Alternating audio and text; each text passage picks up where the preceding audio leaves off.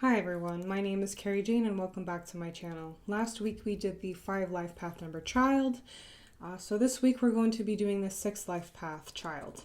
If you haven't done so already, please go to the beginning of my playlist and watch my video on the Children of Gaia. That's the introduction to this playlist.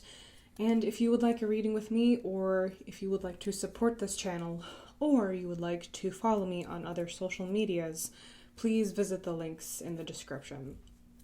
So, let's begin. I have just enough time to talk to you about the 6 life path child. I'm on break in my awkward working at home situation where I already kind of have my computer set up because I just live on my computer now. I am working from home because of the, COVID-19 crisis right now, and if you're watching this in the future, this is irrelevant, but if you're watching it right now, this is what's going on. So, I figured I'd just take a moment to talk with you guys about this and move along with this playlist. So, the 6 life path child. Their core attribute, if you haven't already seen my original playlist on the life path numbers, is harmonization. And also their identity is very much intertwined with family and responsibility. So a lot of the times you have a child who is very kind, who is perhaps even potentially very shy and timid, although I have known many 6 life paths to be extremely charismatic. So I don't know if that happens in adulthood or childhood. I have not met enough children to witness that. And of course, that will depend. And because they have such a strong sense of responsibility, it's very common for them to want to take care of their family members. And sibling placement will play a role in that, okay? If you have a 6 life path child who's the oldest sibling, they're going to potentially be very serious about taking that older brother, older sister role because they like to take care of things. They like to nurture. They are the nurturer. They need harmonization in their life too. So I think deep inside, each 6 life path knows, if I want to be creating a harmonious environment, I'm going to start with the people in my life because we're surrounded by people typically when we're born. We rely on a person to take care of us from out of the womb. So we're surrounded by a family of some sorts, although each family looks very different often. And yeah, there's a lot to take into there's a lot to take into consideration, but this is the gist of the 6 life path child. Now, their family environment is very important to them, obviously, based on everything I just said.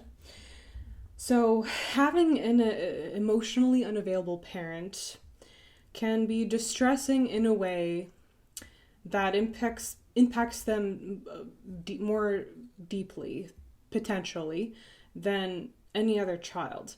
Because as the nurturer, they're going to use their parents as an example, of course, obviously. They're going to remember the way that they felt when they were nurtured and then apply that, usually. Not all kids are the same. It's impossible to generalize in that situation, or rather, it's impossible to generalize at all in numerology. But this is something to bring up. I have a list of advice here for the 6 life path child. I'm going to talk about that, and that will also give you some information on what the 6 life path child is like. So we already kind of said this, focusing on harmony at home, specifically regarding family relations. Don't yell at them when they're very, very young. Don't lose your temper. And don't fight in front of them, when they're very young as well. As we get older, we develop tough skin from existence, as I've said before. So, an 11-year-old is going to react very differently from a 3-year-old, obviously, a 3-year-old child. So, yeah, that's my advice, because that will mess with their world. Think about it. Think about having your identity rooted in family and having that kind of toxic energy in your family, that's going to be very distressing on a level that could impact you for, into your 40s. You never really know. So just be careful with them. And because they love nurturing so much, get them some pets. I think this is especially great for kids who are, I don't know, they don't like dolls. Like maybe you have a son who's like really into trucks or whatever. I know a lot of Six Life Path little girls who like always have a doll and they like to play pretend in that way, explore their imagination through there as well, and experience the nurturing aspect through playtime, through dolls and stuff like that. But obviously, not all boys are going to be into dolls, so for them, pets, or even something for them to tinker with, like a garden or something like that, something that they can tend to. It will be a very rewarding experience for them. It will teach them the true nature of responsibility at a young age, and that's going to be very helpful to them. So that's my advice as well for the Six Life Path child. I also wrote here, like the 3 and the 9 Life Path, because the 3, 6, and 9s are a part of the same family. They're a part of the realm of creativity, because they are a part of that group. They are potentially, very simply, very artistic. They could be extremely talented actually in something, but they need to explore that. So just experiment with them. Buy them a paint set. Buy them some, niche arts and crafts that you find in AC Moore, like, whatever. I knew a 6 life path, going a little bit off topic, but still in the realm of creativity. I know one that unfortunately grew up in a very toxic environment regarding spirituality, so he did not have a spiritual base. He didn't really know where to go with that, and the 7 is the faith seeker. They're meant to build that, but as humans, we all need some level of spirituality in order to be human. We need a relationship with the non-material world. And unfortunately, this 6 life path was unable to get that from their toxic home environment, because he grew up with fundamentalist Christians and very greedy people, unfortunately very unwilling to be giving with money even though they had so much. It was not a good example for him. But it turns out that through a mixture of being outside in nature and especially playing music and listening to music, he was able to develop his own level of spirituality. In music, think about it. You're literally harmonizing, okay? It's actual harmonization in action that we experience through sound. And I mentioned that in the Life Path video, I think, where I talk about them, taking up an instrument. So maybe your 6 Life Path child is meant to learn how to play the piano or the violin or something like that. That will help them a lot, and it sure did help this gentleman who could not find an access point to the non-material world through any other means. So that is my recommendation as well. Try that out.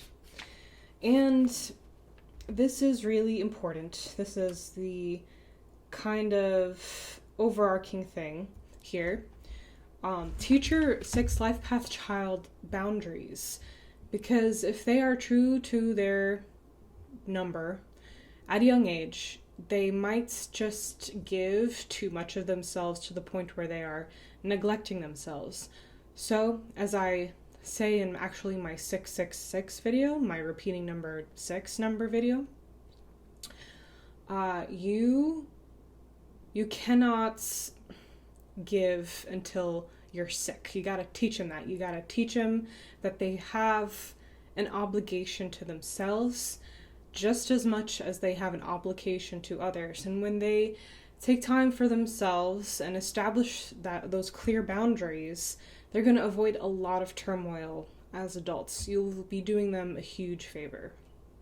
And I'm going to upset a lot of people by saying this, but don't take advantage of your kid. If see, this happens usually more so later in life because you're just building a relationship with your child. So, I mean, your child is a child. They're not an adult yet. They don't know how to do most stuff. But like, I've seen a lot of toxic relationships between a six life path kid like into their adulthood with their parents because their parents know that they can just make them feel bad and they'll do anything for them. That's really fucked up. It's not right. Like, if you love your kid, you're not going to do that to them. So why are you doing that? Stop that. And like I said, I'm going to make a lot of people upset with that, but I don't care. I've seen enough people suffer, and I've had enough readings with people who have had that toxic situation, sorry. And it made me so upset that I don't want to see that anymore. So fuck that is what I have to say. And I think that's all I have to say for the sixth life path child right now. Let me just quickly look over my notes, make sure I didn't forget anything. Yeah, that's it. The sixth life path child's going to want to know how they can take care of others. They're going to look for ways to do that and just remind them to do that for themselves as well.